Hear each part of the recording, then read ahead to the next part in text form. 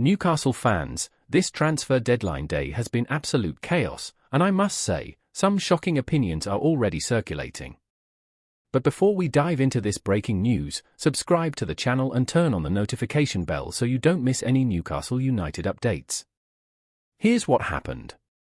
Newcastle finally caved and accepted a massive £125 million offer from Liverpool for Alexander Isak.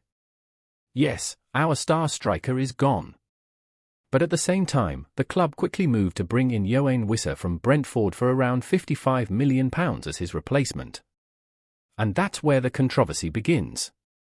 On TalkSport, Simon Jordan harshly criticised the transfer. He called Wissa a bad signing, not because of his talent, but because of his attitude.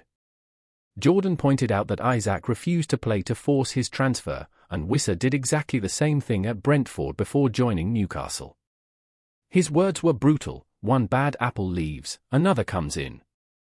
Jordan questioned whether Newcastle really won this deal, saying that Brentford just pocketed £55 million for a player who, in his opinion, isn't even worth that.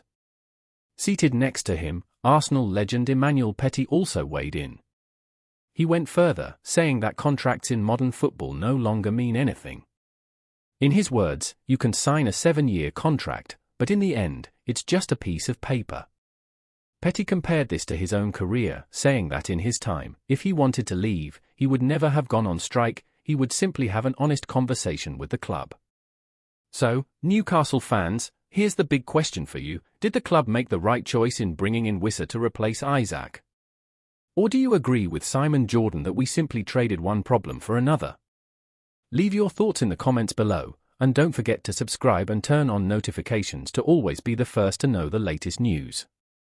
See you next time.